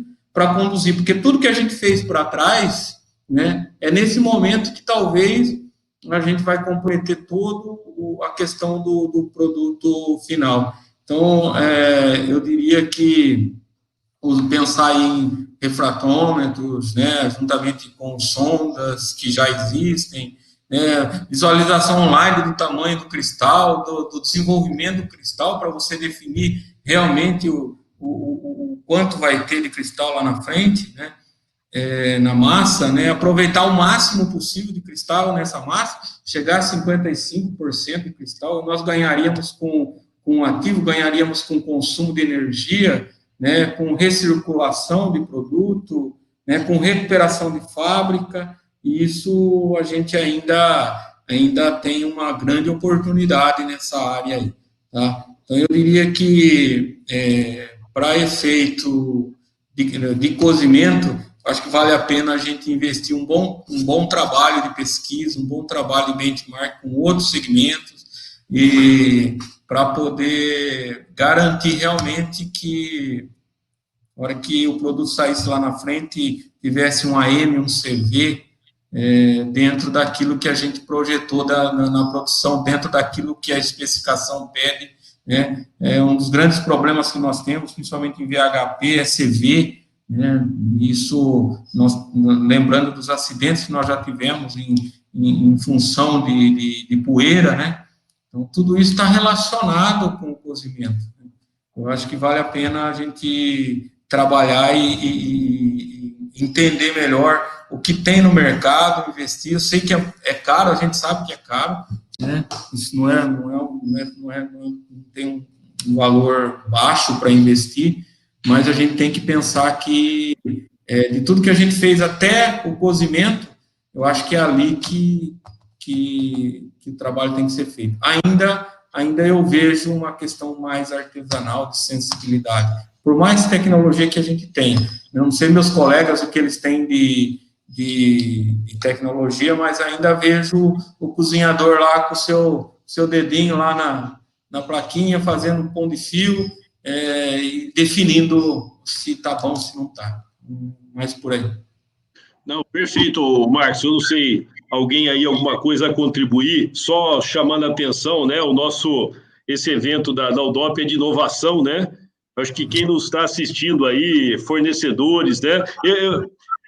Eu sei hoje já no Brasil, se não me engano, na Zilor, nós já temos lá controles de supersaturação, que na verdade é o que interessa, né? Realmente nós temos sondas de Brix, né? Mas o importante, né, para você definir o ponto ideal ali de granagem é uma composição de temperatura, pureza, né, e concentração, que é o que vai nos permitir aí ter a supersaturação. Então, é um equipamento, né, instalado ali no processo que já te dá esse índice de supersaturação e todos os controles são em cima dele, né?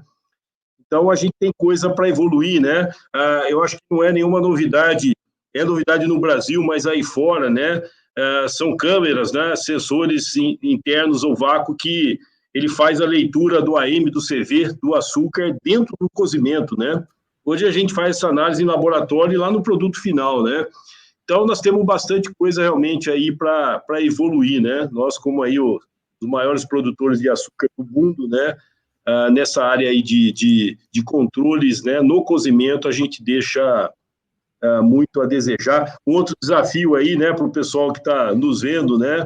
Nós estamos falando desse pessoal de controle avançado. Nós temos uma fermentação que trabalha com aqueles diagramas de ocupação, né? Onde você tem a utilização bem sincronizada, né, das dornas. No cozimento, eu pelo menos desconheço, eu nunca vi isso, né? A gente tem vácuos automatizados, mas não toda a operação do cozimento automatizada, né? Que esse sequenciamento das operações, né? Queria contribuir bastante, né? Tanto na utilização da capacidade instalada, como no consumo de vapor, consumo de água e assim por diante, né? Pessoal, alguma coisa a contribuir, né, nessa linha que o Marcão citou aí? Fiquem à vontade. Vamos lá, Cristiano. Bom, acho que outro conhecimento que a gente acaba absorvendo aqui com todo mundo, né? Isso que o Marcos falou, né? E só talvez passando aí para todos que estão nos assistindo, né? Aqui, esse controle de preparo de semente, Fernando, é um laboratório, tá? A gente tem um homogeneizador que fica conosco na área, né? A gente tem até solicitado essa utilização de um açúcar branco, um açúcar com uma padronização melhor, mas a gente tem usado o nosso VHP aqui, faz lá uma padronização de AM dele, passa na malha lá, né? Conforme o Marcos falou, e faz esse processo de preparo de semente. Mas falando assim de inovação, né? E aí a gente nunca pode tentar fazer uma inovação num determinado setor sem garantir as condições básicas da operação, né? Então a gente tem que ter a condição de operação básica. Se você vai colocar uma tecnologia embarcada básica que você não está fazendo, você já sabe que... E eu escuto muita gente falar, coloquei um negócio aqui, não deu certo, esse negócio... Graças a Deus, quando a gente assume uma responsabilidade de avançar uma tecnologia ou apostar no equipamento, né? Eu dou exemplo aqui, esse equipamento aqui quando eu falei de evaporação, todo o projeto aqui é do Carlos Alberto Pedrosa, que é uma pessoa... Eu tenho um grande respeito, uma pessoa formidável no setor, que a gente precisava entender como é que estava operando ele para poder, ou seja, garantir o feijão com arroz, como eu falei no início, as condições básicas da operação dele, e tentar incrementar alguma coisa a mais que você poderia fazer para facilitar a vida da operação. Mas lá no cozimento, em algumas fábricas que eu trabalhei, a primeira pergunta que eu sempre fiz foi o seguinte: qual que é a tua recuperação em cristais na tua fábrica? Qual é o SJM que você tem?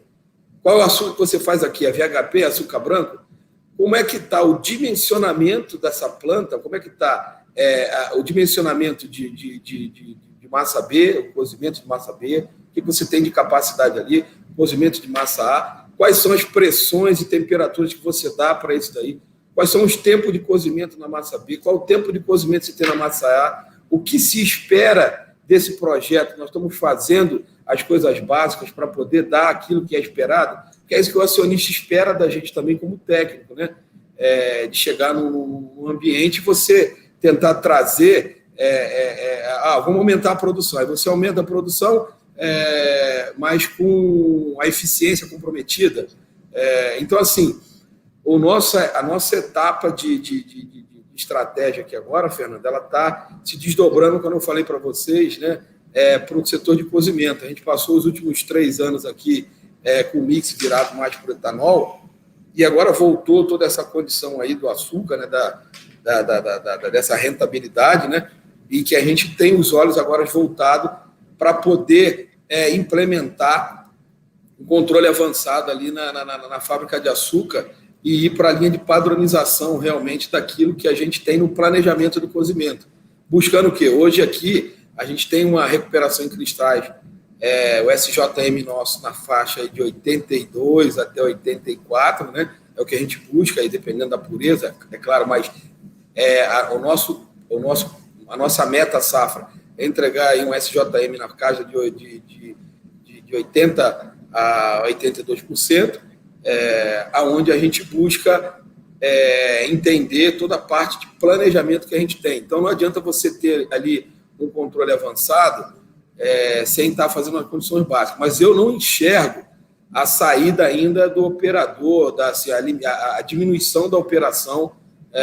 A gente ainda tem uma dependência ali do cozinhador, entendeu, Marcos? Porque eu entendo que aquilo ali, a tecnologia ela tem que vir como um piloto automático. Você vai entrar no avião hoje, você tem toda uma tecnologia lá que o piloto, o copiloto coloca o avião no controle automático, mas a gente precisa da presença deles ali, né? Então, assim, agora, é claro, a gente tem que fazer com que a gente tenha uniformidade em toda essa questão que está sendo colocada, né? Na questão da saturação, no nosso ponto ali, para que a gente possa ter... eu tive oportunidade de trabalhar em algumas unidades que chegava lá, a pressão de vapor para o cozimento de massa B era fraca, o tempo de cozimento era alto, e já tive a oportunidade de chegar numa unidade que o cozimento de massa B era muito rápido, e isso fazia com que a gente tinha um tamanho de cristal muito pequeno, a pureza do mel final era altíssima, porque você não fazendo uma boa cristalização e cumprindo todo o planejamento de corte na massa B, o que você vai querer para essa qualidade do açúcar, não interferindo na cor, mas buscando o quê? Tudo que a gente fizer, a gente tem que buscar o SJM, quer dizer, tem que ser uma fábrica que ela recupere cristais.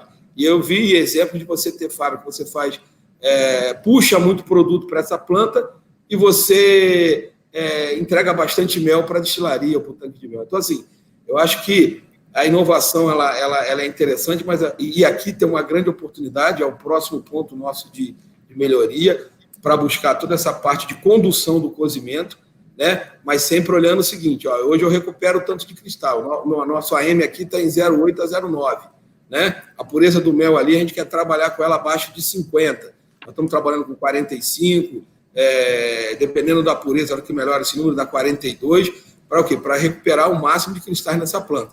E aí, com isso na mão, com toda a condição básica, a gente parte para uma tecnologia embarcada, com conceito, com padrão, sabendo onde que a gente quer chegar, e talvez tentar chegar hoje nos 82 safra que a gente tem aqui, será que a gente vai conseguir chegar nos 85? Então é isso que é o que a gente está olhando, tá? Não, tá perfeito, Cristiano. Eu acho que mas ainda só insistindo um pouquinho na questão da inovação, da tecnologia, né? Você, fazendo uma analogia aí como você fez do avião, né? Quanto mais tecnologia tem no avião, melhor tem que ser o piloto, né? Melhor tem que estar preparado, porque a hora que dá um pau na tecnologia, tem que ter um piloto bom aí para segurar a peteca, né? Então, eu acho que é o que menos trabalha, né? Mas a hora que a coisa pega, e eu acho que no nosso... Ele tem que estar lá. E lá no cozimento é da mesma forma, né? Acho que quanto mais em tecnologia a gente empregar lá, mais bem preparado, né, os nossos operadores vão ter que estar, né? E hoje, realmente, é triste você entrar numa fábrica de açúcar e perguntar para o operador, né, qual que é a porcentagem de cristais na massa A dele, qual que é a porcentagem de cristais na massa B, qual é a esgotabilidade, qual é a queda de pureza que ele está trabalhando, e o cara, olha, eu garanto para você hoje, se a gente for em 10 usinas, umas 2 devem responder essa pergunta aí, né, o pessoal da operação. Então, realmente, essa base tem que ser muito bem preparada, né? essa questão de treinamento, de capacitação desse pessoal, né, realmente é fundamental, né? O pessoal, eu acho que o Francisco citou lá atrás, né, aquela questão da umidade do açúcar, né? Realmente, principalmente depois daqueles eventos lá de pão de açúcar, né? Nós tivemos vários incêndios aí, acho que foram 4 grandes incêndios aí, né, em armazenagem de açúcar, né? Eu acho que um dos que marcou mais foi da Copersucar, lá embaixo, lá no Porto, né?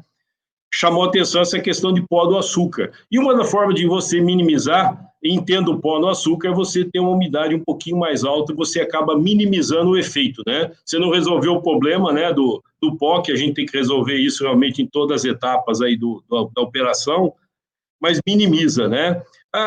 Ô Francisco, como é que vocês resolveram isso aí? Como é que algumas ações aí para minimizar essa questão aí para conseguir garantir essa umidade dentro dessa faixa aí? Bom, como eu disse, eles estão cobrando agora essa qualidade aí, né? Umidade mínima de 0,10, máxima de 0,15. Então fica uma faixa realmente estreita. E aí nós temos também uma dificuldade aí um pouco maior que a maioria das usinas.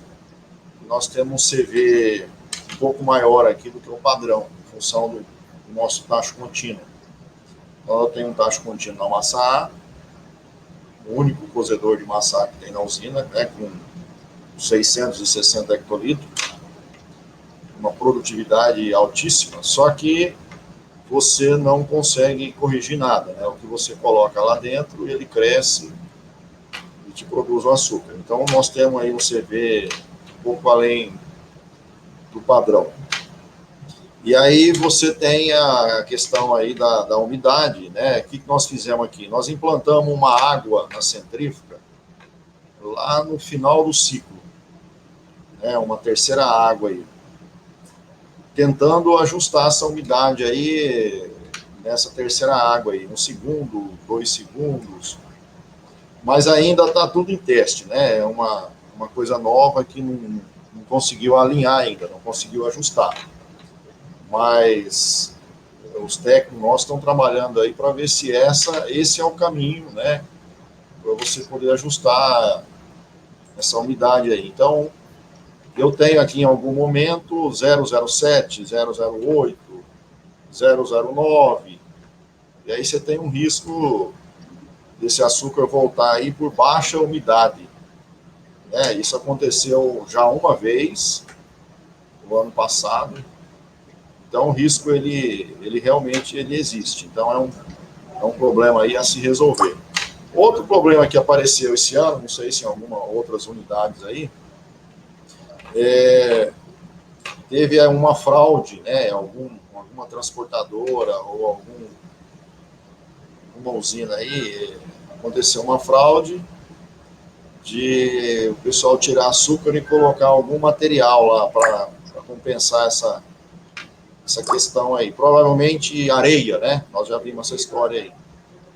E aí, quando acontece isso, aonde acontece isso, né? O terminal começa a procurar problemas aí. Então, também, aí você tem esse ano algum terminal aí pegando no pé com insolúveis, mesmo no VHP, né? Algum terminal aí pegando pesado nessa parte de insolúveis. E aí, demanda mais cuidado no processo, né? Os técnicos nossos também estão trabalhando para que, em algum momento aí, tipo, uma limpeza de evaporação, esgotamento de uma caixa, né? Nessa hora aí, é nesse momento que pode arrastar algum material para frente e desclassificar essa questão aí. Mas são problemas pontuais e que a cada ano, né? A cada ano é uma história diferente que a gente tem que estar atento aí para resolver. Então, essa é a questão aí. Então, o tacho contínuo, né, aproveitando o gancho aí, nós temos ele desde 2002, um tacho pequeno, de 660 hectolitros, é o único tacho que tem na usina de massa A. Como eu falei para vocês, nós vamos fazer esse ano com esse tacho 104 mil toneladas de açúcar.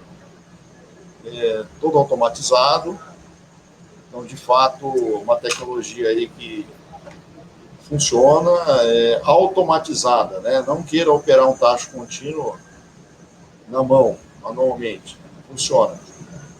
Todas as vazões de caldo, de xarope, tem que ser tudo automatizado.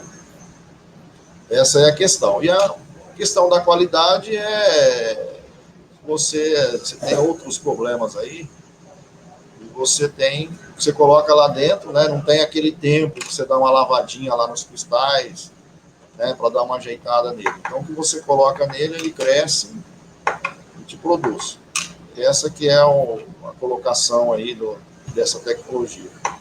Né, mas desde 2002, ele está aqui produzindo açúcar, é o único tacho que tem de cozimento de massa A na Branco Pérez. E depois tem um tacho de granagem, 300 hectolitros, e um tacho de 600 hectolitros de massa B. Essa é a planta da Branco Pérez, a fábrica de açúcar. O pessoal, mais algum ponto para contribuir? Eu acho que essa técnica aí, né, de adicionar um pouco de água lá no final do ciclo, a hora que a máquina desacelera, né, que ela ali por volta dos 500 RPM, mais ou menos, onde ela não tem mais a força, né, de eliminar essa água. Então, você usa as águas iniciais, né, para fazer a lavagem do açúcar, né, e a hora que você bota esse um segundinho de água lá no final, ela acaba permanecendo no açúcar e a gente consegue, de uma certa forma, ter uma umidade um pouco mais alta lá na ponta, né. Mais alguma contribuição, né, nessa linha aí, pessoal? Realmente, essa questão do pó do açúcar é muito sério, né? Ô, Fernando, aqui, como a gente tinha relatado, você vê até pela imagem lá no fundo, a gente tem aqui um armazém de 75 mil toneladas. Né? E nesse período agora, a estratégia, até por uma questão aí de custo comercial, é um período que a gente vai para essa máxima capacidade de armazenamento, as purezas da cana são maiores, e a gente acaba não fazendo mais o FIFO lá. Né? Então, você tem dois problemas aqui, de cor e essa questão aí da umidade, né?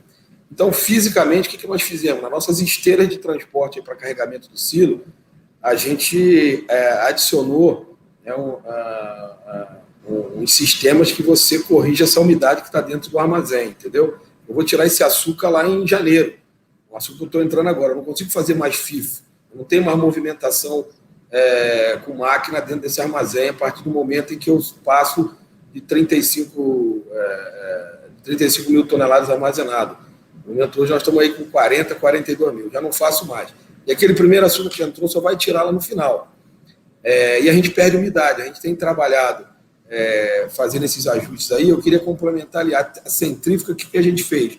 A gente, no tempo de centrifugação nosso lá, que está em torno ali na máxima rotação que a gente trabalha lá com uns 15 segundos anteriormente, a gente baixou esse tempo aí para no máximo 12 segundos, 10 segundos, onde a gente conseguiu obter uma umidade um pouco maior e fazendo essa adição que você fala no final ali, na rotação de 500 RPM, entendeu?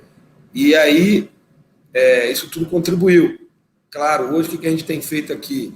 Tem um secador imenso, né? O secador resfriador. A gente acabou tirando também ali um pouco a mão ali do radiador, da temperatura, né, do radiador, para poder garantir isso. E a gente tem conseguido trabalhar na faixa aí de 0,12 para armazenamento, né, 0,13. Quando a gente manda direto para uma condição de just-in-time, a gente consegue entregar aí na casa de 0,10. Mas o que eu aprendi muito, e a gente usa muito aqui no polo, o terminal da CPA, que é um transbordo rodoviário, ferroviário, que fica aqui em Sarandi, Maringá, né? Então, eles acabam absorvendo toda a produção de açúcar aqui do polo e da própria Eldorado. E a gente teve muita conversa com eles, que eles tiveram também um problema de incêndio lá, juntamente no mesmo ano lá, que teve lá em Santos, lá com a Copersucar, né? O terminal da Copersucar.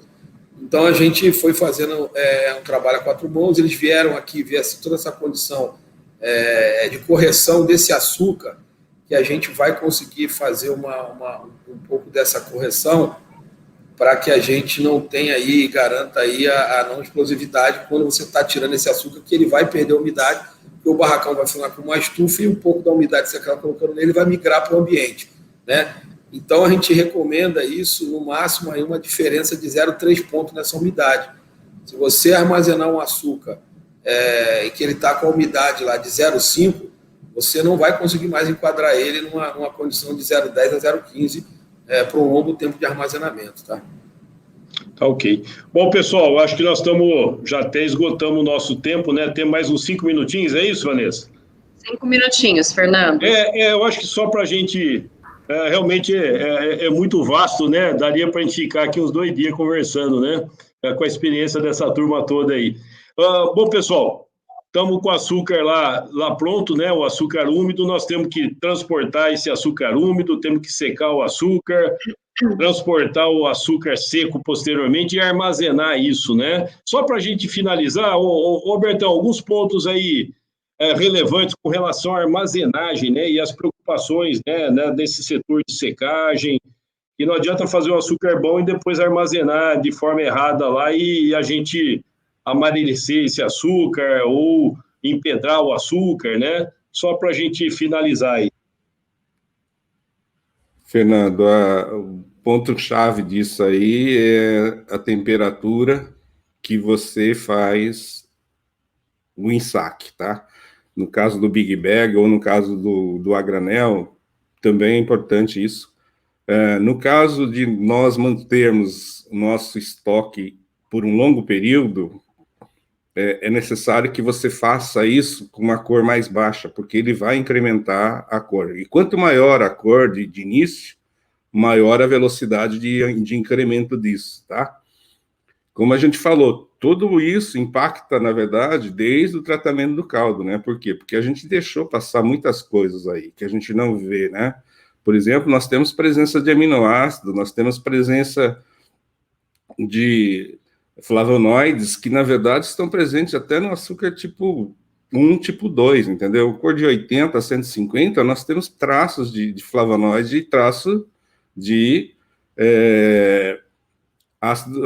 aminoácidos. Então, isso, com a interação com a temperatura, da forma como você armazena, e você lembra bem, Fernando, na época da Copersucar, quando a gente trabalhava com isso, que dentro do armazém, quando você empilhava, fazia as suas pilhas, a temperatura lá dentro daquela pilha interna, que lá aumentava. A gente chegou a fazer monitoramento disso com termopar, com registrador e tudo. Você vê que hoje nós temos uma temperatura alta, entendeu?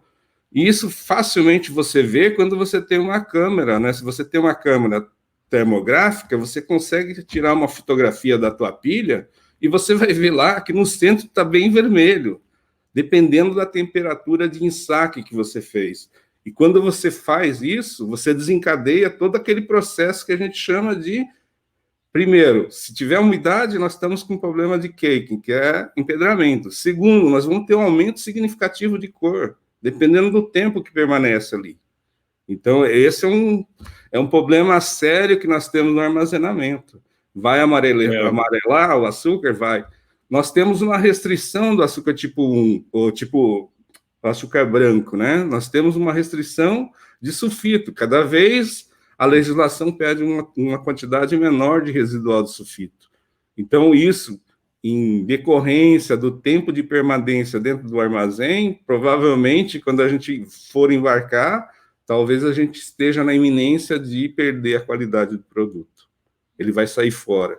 Porque o sulfito, ele, embora a gente consiga manter naquelas reações que a gente mostrou, a hora que ele entra no armazém, se a gente tiver uma quantidade muito pequena, provavelmente ele vai perder, e aí nós vamos ter, como consequência, o amarelamento do açúcar. Tá certo. Bom, pessoal, eu acho que esgotou o nosso tempo aí, né Vanessa? Só Esgotou, Fernando. Agradecer a todos. Passamos 10 minutos já. A gente gosta disso aí, viu? Passa rapidinho, né? É duro de controlar, né? E olha que a gente esforçou bastante, viu? Então, agradecer ao pessoal todo aí, né? É um prazer sempre muito grande estar conversando com todos vocês, né? A gente poder estar trocando essas experiências aí. Espero que o pessoal aí que esteja acompanhando a gente aí tenha tenha aproveitado, e estamos aí, né, perguntas, não sei se a Vanessa depois pode encaminhar aí, via e-mail, alguma coisa assim, nós estamos aí à disposição. Com certeza. Joia? Só complementando, eu quero parabenizar também pelas discussões, excelente debate, excelente troca de informações, e agradecer mais uma vez a contribuição de cada um de vocês. Meu muito obrigada, em nome da UDOP, e eu quero passar só a agenda do nosso próximo painel, que vai ser hoje às 19 horas, então, para quem está no chat, que continuem conosco. O tema do painel vai ser, deixa eu pegar, como comprometer a liderança no desenvolvimento da cultura de segurança. Vai ser uma sala na área de saúde, segurança e sustentabilidade. E aproveitando, especificamente na área industrial, amanhã no mesmo horário, pessoal, a gente vai ter um outro painel técnico, né, na área industrial, das 15h45 às 17h30, nesse mesmo horário, com o tema custo industrial, mitigação e performance. Tá? Então, fica o nosso convite para que vocês todos participem amanhã novamente conosco. Tá joia? Muito obrigada mais uma vez a todos. Obrigado a você. Obrigado aí, pessoal. Até mais. Nos vemos aí. Grande abraço. Grande abraço aí a você. Um abraço aí. Tchau, tchau. Tchau. Regulations are getting tighter, and we don't want to get fined, so what do we do? Need a solution that'll work within our facility's footprint, but can also improve our output or If we efficiency. don't find an alternative potable water source, it's really going to affect our production numbers. How do we approach creating a corporate sustainability plan? Okay, so where should we begin? When your challenges become complex and overwhelming, it can feel like you're falling. At Suez Water Technologies and Solutions, we're your trusted partner, and we're here to help. Every product, every process, every solution we offer is grounded in decades of experience. Our world moves fast, so we're building for the future today and giving you a competitive edge to meet whatever challenges come next. We believe that responsibility means going beyond the bottom line. That's why we're dedicated to helping you reach your goals with sustainable solutions. Because our success is defined by yours. We work closely with you to help protect your assets and improve your productivity. Everything we do is designed to drive results and provide peace of mind. The peace of mind that comes with years of successful outcomes, a broad portfolio, industry-leading water technology and process expertise, and a commitment to sustainability and innovation. It's the peace of mind that comes when you work with a trusted partner.